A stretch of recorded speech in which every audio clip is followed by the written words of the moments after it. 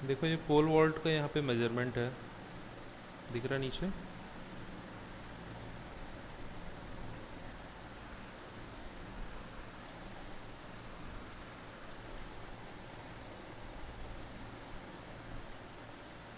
ठीक है, लेन सेम होता है, 1.22 का ही होता है लेन इसमें भी।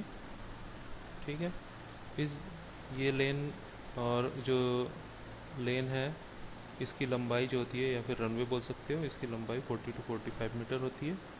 और इस जगह पे ये होता है टेकअप बॉक्स होता है। ठीक है, इसका जो मेजरमेंट होता है वो कितना 6x6 का होता है। इस तरफ 6 मीटर होता है और दूसरी तरफ भी तुम्हारा 6 मीटर होता है। ठीक है, तो ये भी 6 मीटर होता है। ठीक है, हाइट इसकी कितनी होती है 80 सेंटीमीटर।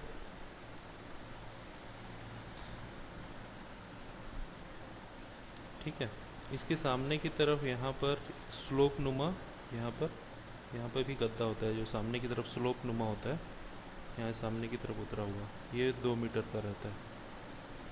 ठीक है, ये क्रॉस बार होता है, उससे आगे क्रॉस बार होता है जो एडजस्टेबल होता है, आगे और पीछे की तरफ मूवमेंट कर सकते हैं। ठीक है, जो प्लेयर रहते हैं उसके हिसाब से। अब देखो,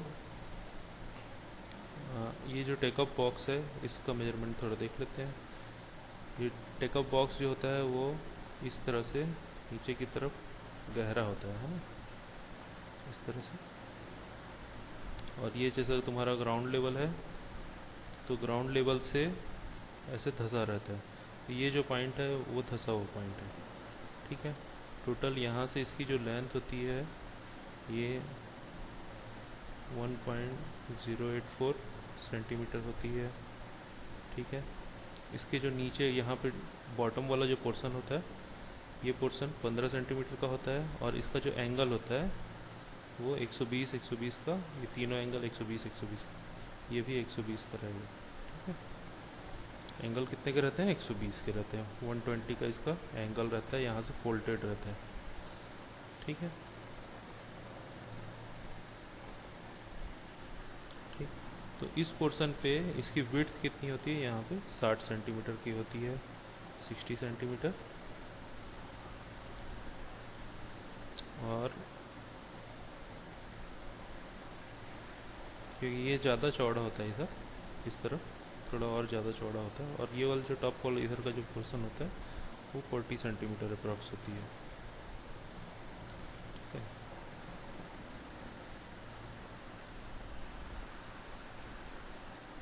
ठीक, ये पूरा पोर्शन ज़मीन के अंदर घुसा रहता है।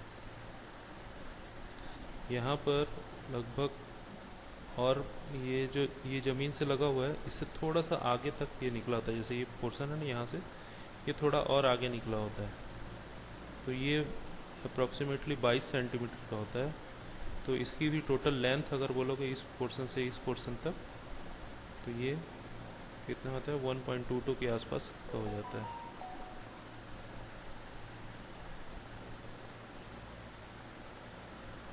ठीक है, इसकी भी लंबाई लगभग 1.22 के आसपास हो जाती है यहाँ से यहाँ तक। ठीक है,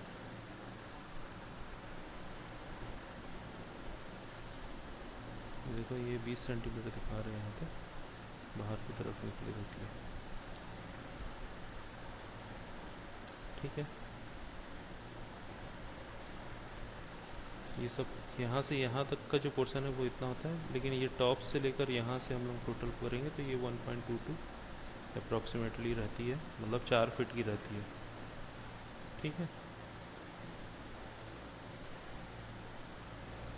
ठीक है, डाउनवर्ड इसका लेवल होता है 1 मीटर। ठीक है, इस तरह ये जो हाइट होती है ये 22 सेंटीमीटर की होती है, और यहाँ से यहाँ तक की जो डेप्थ हो जाती है वो 20 सेंटीमीटर की होती है। क्योंकि एंगल है तो ये 22 सेंटीमीटर हो जाएगा, 22.4 सेंटीमीटर, और डेप्थ टोटल बोलेंगे तो ये 20 सेंटीमीटर, मतलब ग्राउंड लेवल से ये 20 सेंटीमीटर गहरा होता है।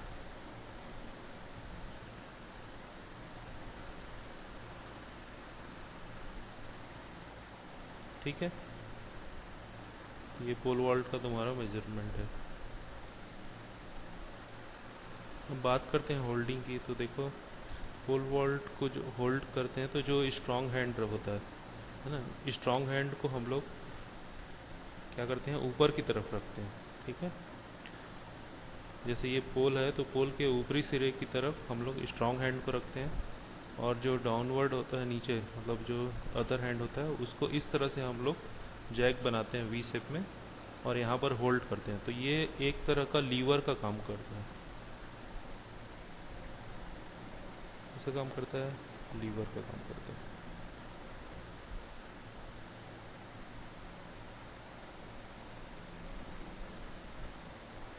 ठीक है, ये कि एक तरह का लीवर का काम करता है। एक्सिस बनता है यहाँ से, और ये हम लोग का पावर है, यहाँ से हम लोग फोर्स लगा रहे हैं। ठीक है, इधर क्या है, वेट है ना, इधर क्या है, वेट। ये हम लोग क्या हो गया, एक्सिस, और ये क्या है, फोर्स, है ना। तो कौन सा लीवर हो जाएगा ये,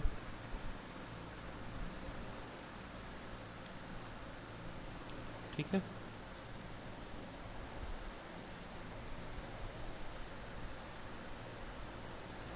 आ रहा है समझ में यहाँ तक। अब देखो, इस ये जो होल्डिंग पोजीशन होती है ना, इसी होल्डिंग पोजीशन में हम लोगों को क्या करना पड़ता है, रन करना पड़ता है। ठीक है, ये जो होल्ड किया है ना, ऐसे होल्ड करके रखना रहता है, और इसी होल्डिंग पोजीशन में मतलब ये होल्ड है, फिर यहाँ से ऊपर की तरफ उंगली से तुम ग्रिप बनाओगे, ये ऐसे ग्रिप हो जाएगा। और उसके बाद हमारा जो शोल्डर होता है, ये शोल्डर सिर्फ आगे और पीछे मूव करता है, आगे की तरफ और पीछे की तरफ मूव करता है, और बाकी ये बार जो है वो हिलता नहीं है ना। पोल वॉल्ट का जो तुम्हारा पोल रहेगा वो हिलेगा नहीं, उसको बैलेंस रखने की कोशिश करते हैं, और सिर्फ शोल्डर के मूवमेंट से रनिंग किया जाता है।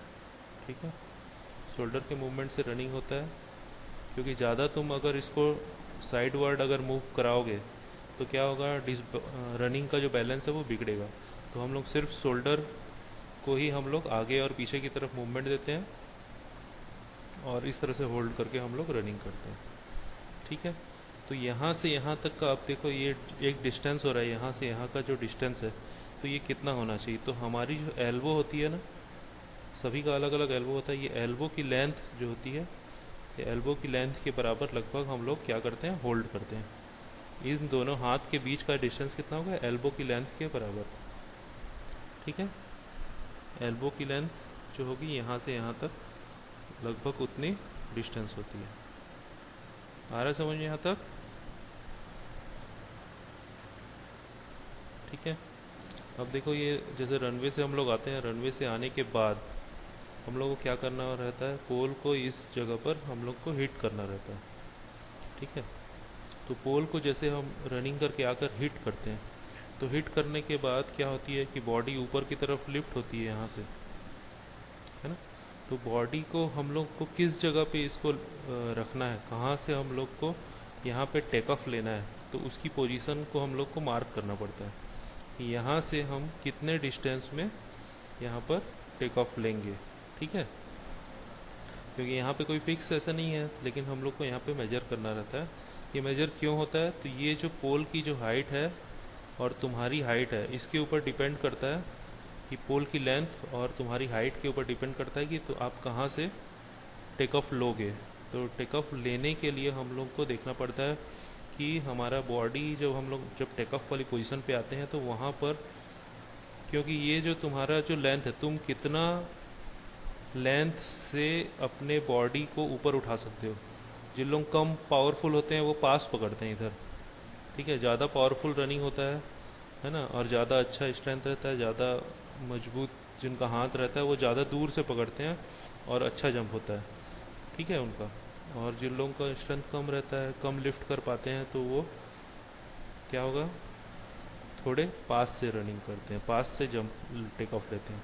तो जहाँ से तुमको टेक ऑफ लेना है, तो ये हैंड की जो पोजीशन है, ये तुम अपने कैपेसिटी के हिसाब से यहाँ से आगे से भी पकड़ सकते हो, पीछे से भी पकड़ सकते हो, कैपेसिटी के हिसाब से पकड़ते हैं, जो जितना पोल को बैंड कर सकता है जितनी दूर से। ठीक है, तो उसके हिसाब से रहता है।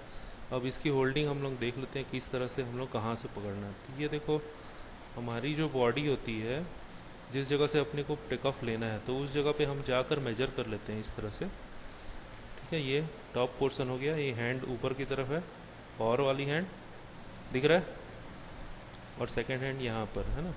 तो इस तरह से होल्ड करके रखें, तो यहाँ से जो सीधा जो अपना एंगल बन रहा है, ये पॉइंट, ये हम लोग का क्या होगा, टेक ऑफ पॉइंट होगा।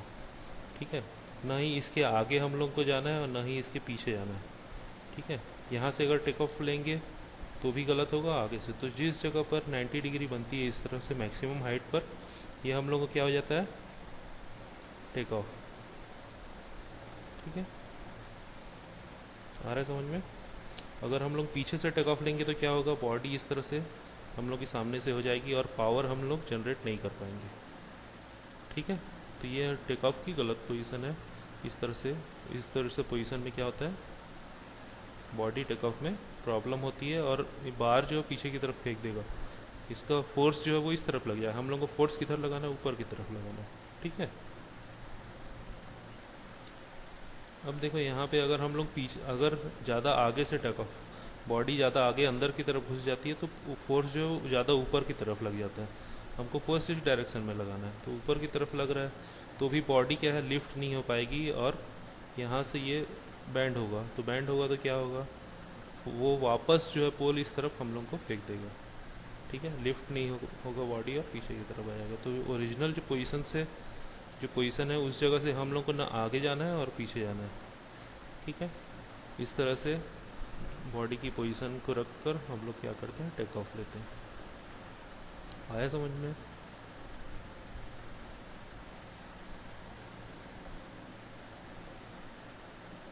ठीक है, यहाँ तक कोई डाउट है।